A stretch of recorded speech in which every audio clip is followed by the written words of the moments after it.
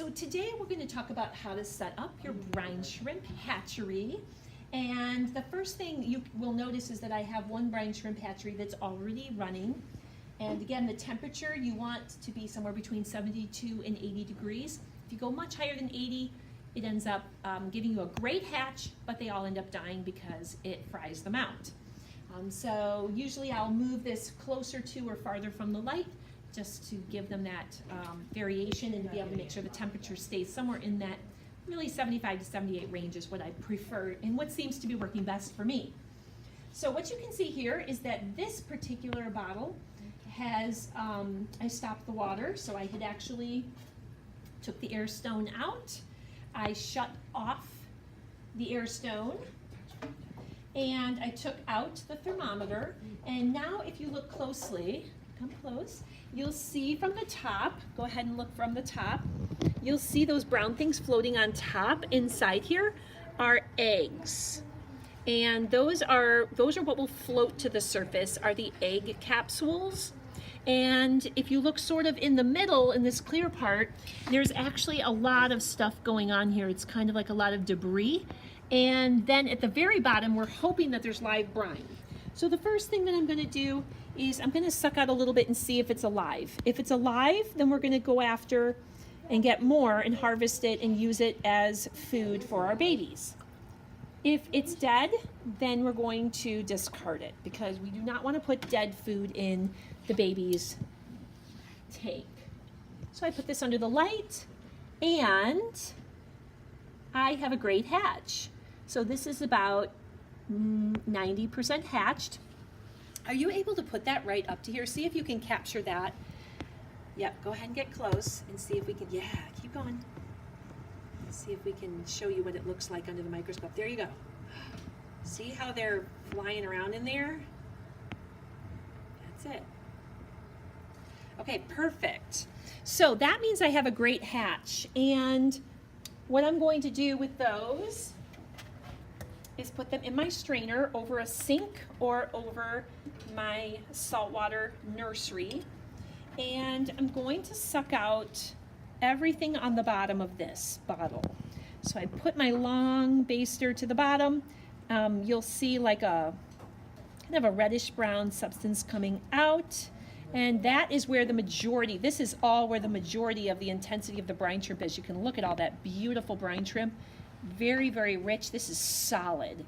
And so because this is new saltwater solution, I'm going to put it over my nursery and let go of some of that water. And I'm going to do it again. Because actually, there's live brine all the way up that tube. Oops.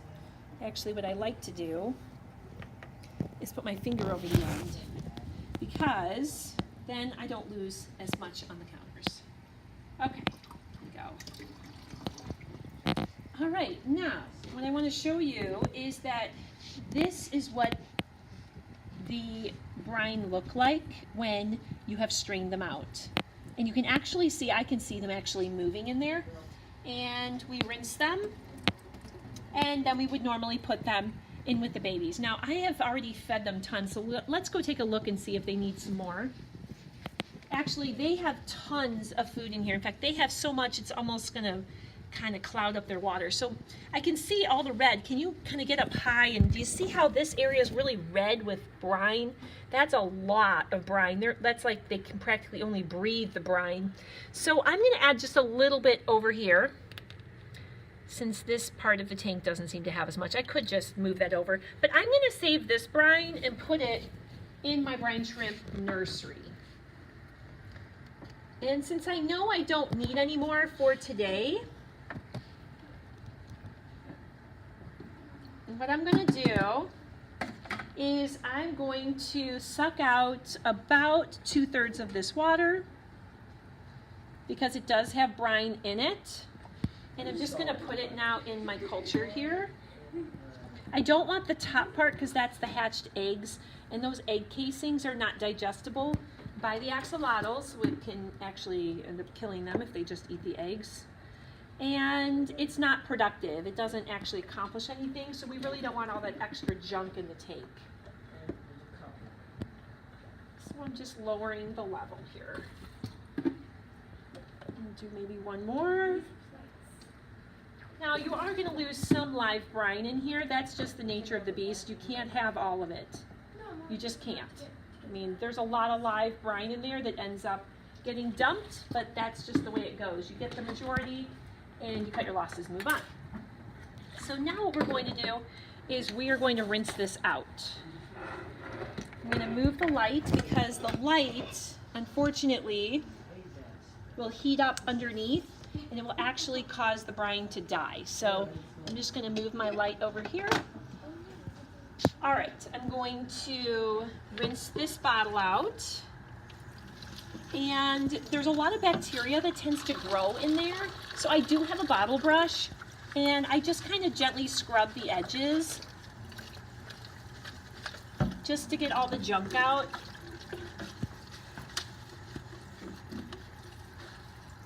And that's it. I have a clean bottle. I put it back in my stand. Just stands right there. And now what I'm going to do is make a salt solution. So I take my beaker. I am going to put, I'm going to need hot water just to help that dissolve. And I found 1.5 tablespoons is about right. So you can see right there, it's not a full one. That's about half. It seems to be just right.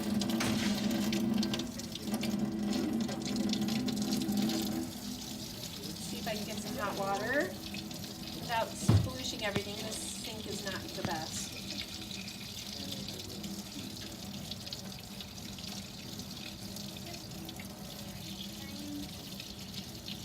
All right, so we're starting to get some warmer water. You can just use regular tap water. You don't have to use dechlorinated water.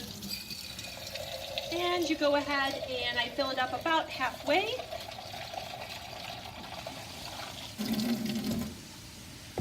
And I'm going to dissolve the salt.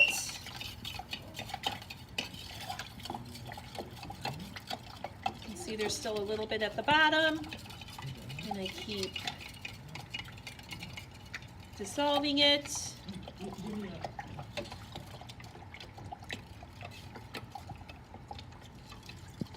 And this takes about 5 minutes to get this salt dissolved.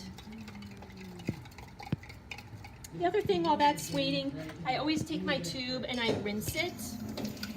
So that's again just to kind of keep the bacteria down and make sure that I don't get some kind of bad bacteria or fungus that might wipe out the culture. There's enough other things that can go wrong. Whoops. I also have my little Petri dish. Okay. So I hold this. My salt is almost completely dissolved. And I need to add a little more water to this. It can just be cold water. And I want to get up to 1,000 milliliters. And it doesn't, again, have to be exact, but you can see that's about 1,000. And I'm ready to pour this into my bottle. So I start by pouring. You're going to pour almost up, leave about 1.5 inches at the top.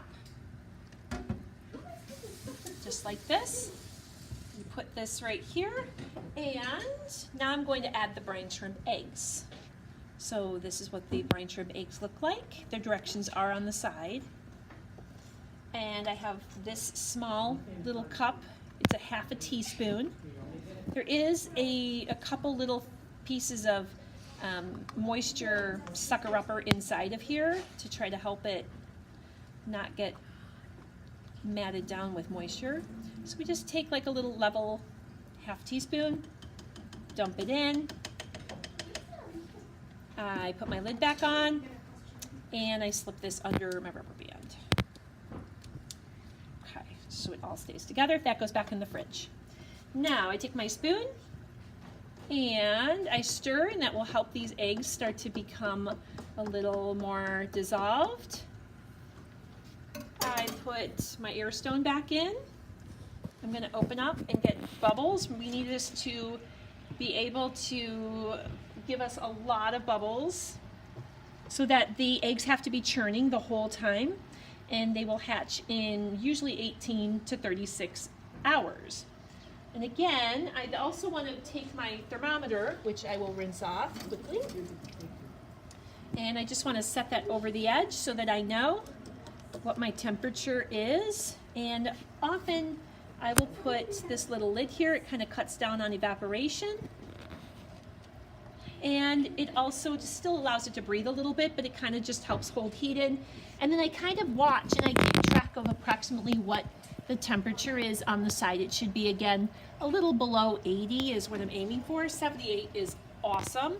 And you'll notice this cap fell off. This one's going to be ready to pull out tomorrow morning. So it's nearly done, but I'm going to keep it going overnight. So, and I can tell by the color and the cloudiness. That's how I know this one is done. And the temperature on that one is a little bit over 80. So actually what I'm going to do is push it back a little bit just so it gets a little less heat. It's a little farther from the heat source. This is all I have. This is actually 100-watt spotlight. So it provides, you can feel the heat off of it, but I wanted just enough warmth and to be able to culture these brine shrimp without frying them out. So that's one of the challenges I've had, is that you tend to fry them out a little bit when you have a warmer light. But anyways, that's it. You just let them go. They'll just kind of incubate for about 24 hours. When you come back the next day, you'll pull out a little bit, see what your hatch rate is. If it's less than 50%, throw it back and let it churn another 12 hours or 8 hours, and then check again and see, and check your temperature and make sure your temperature's about right. And then you can go from there. You'll also see, this is what it looks like when, if you can get real close in on that, you'll see that's what it looks like when they're not hatched eggs. Versus if you look at this one, you can see how it looks more cloudy and more reddish. That's what a hatched set looks like when you're working with brine shrimp culture. All right, that's it. That's brine shrimp hatching 101. Thanks.